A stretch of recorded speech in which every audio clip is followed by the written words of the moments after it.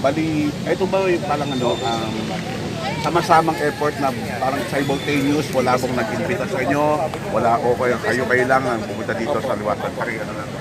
Explain lang po yung ano. Ang nangyari po ngayong gabi po, nagtawag po ako ng suporta po kay VP Sara dito sa lungsod ng Maynila, dito po sa NCR.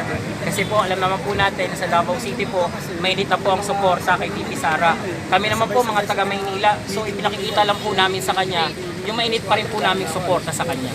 Sir, nagpahayag po kayo ng pagkadismaya dahil sabi niyo kanina patuloy na sinisiraan, binabati po si Vice President Sara Duterte. Ano po ang masasabi niyo dito? Opo, doon po kami nasasaktan. Hindi naman po dahil kami po ay nagsisipsip o ano pa man. Kaibigan po namin kasi si VP. At bilang po kaibigan, masakit po na nakikita mo yung kaibigan mo, nagtatrabaho po ng tama, wala pong masasamang sinasabi, pero araw-araw po siguro siyang sinisira ako ng ibang mga tao. Hindi po namin malaman kung saan po nanggagaling yung galit po na yun sa kanya. Ano bang panawagan ninyo, sir, doon sa patuloy na naninira o mano kay Vice President Sara? Opo, ang panawagan lang po namin, magkaisa muna po tayo. Tigilan na muna po natin pagkakawatak-watak kasi nakakaawa po yung bayan po natin. Marami pong nagugutom. Marami pong hindi makakain ng 3 beses sa isang araw. Ang panawagan lang naman po namin, magkaisa tayo kasi tayo po yung nanalo. Tayo po yung unity team. Tayo po dapat yung magkakasama. Pero parang lumalabas po ngayon, parang oposisyon na po kami. Parang kaaway na po kami. Kaaway na po si VP Sara. Ang kinalulungkot ko po bilang kaibigan po ni VP Sara, bakit po ba, ano po ba ang galit sa kanya? Ba't po siya araw-araw sinisira? Kung sa 2028, sabi nga po niya, ilabas niyo na po siya sa listahan. Kung yun po ang threat, hindi po siya threat, kundi kasama po natin si Sara sa pag-unlad, kasama po ni Pangulong Marcos.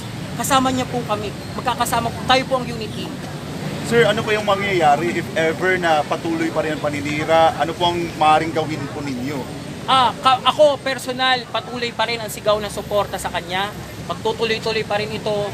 At ipakikita pa rin namin sa kanya na hindi lang sa Davao City o sa Mindanao ang suporta sa mga Duterte, kahit dito sa lungsod ng Maynila, kahit dito sa NCR, sa Luzon, kahit na nandito rin yung mga naninira sa kanya, mas marami po yung nagmamahal sa kanya. So yung narinig namin na kahit na hindi sa Davao City, nandito sa Metro Manila, so we will, kung sakasakali yung sundutin ko lang na kasama dito, na magpatuloy yung paninira, do we expect na magantong mga activity in the coming days? Opo, pinoconfirm ko po yun. Kami naman po, payapa naman po kami naglulunsad, karapatan naman po natin to bilang Pilipino magpahayag ng aming sentimiento.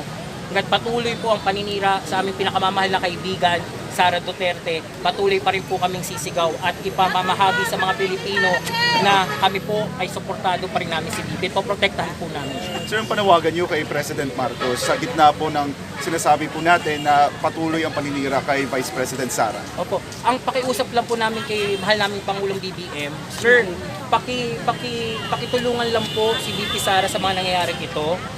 Kung ano po tayo ng unity, sana ganun pa rin po. Alam naman po namin na ganun pa rin naman po, lalo na yung pagturing niyo po sa kanya. Ang kinasasama lang po ng loob namin, yung mga ibang tao po na ginaninira sa kanya, protektahan niyo naman po siya. Samahan niyo naman po siya. Kasi talaga yung pagmamahal namin sa kanya, ay ganun din po ang pagmamahal namin sa inyo. At tayo ho yung unity team. Tayo ho yung nanalo. Dapat tayo po yung magkakasuportahan. Hindi po dapat maging oposisyon sa paningin ninyo si VP Sara. Sir, last lang po from my end. Bilang taga-suporta po ni Vice President Sara, ano pong masasabi po ninyo doon po sa mga nananawagan na kailangan nang magbitiw sa pwesto si Vice President Sara bilang DepEd Secretary? Opo. Ako naman po, para personal ko pong opinion, nagagampanan naman po ni VP Sara ang kanyang katungkulan bilang kalihim ng edukasyon. Hindi naman po nagtatawag yung mga estudyante na magbitiw yung kalihim ng edukasyon. At nararamdaman naman po ng mga estudyante yung pagmamahal niya sa mga estudyante. Yung pagbabago ho ng DepEd, ramdam na po nila. Hinihikayat ko po yung mga guro po na nakakaramdam ng pagbabago sa DepEd. Dapat po kayo po rin mismo magsalita para depensa rin po ang inyong kalihim. Kami naman po, hanggat kaya pa po ni VP Sara na maglilingkod daw siya at maglilingkod din, suportahan namin siya. At sana naman po, Pangulong BBM, magkaisa pa rin po tayo dahil tayo po ang unity. Sir, pangalan na lang po natin at anong May organisasyon grupo, po? Ako po si Daniel Nobleza po ng Inday Sara na Movement, kaibigan ni Sara Duterte. Isa rin po sa mga nagtawag noon ng 2021 ng Run Sara Run. Ako rin po isa sa mga parallel groups ng eleksyon. Kaya isa rin po kami, unity team. kasama po si Bongbong Marcos at si Sara Duterte. Kaya po nalulungkot po kami na bakit po nangyayari po itong pagkakawatak-watak na to. So isang sigaw naman po. Oh, yung stand. Isang sigaw-sigaw lang po. White lang.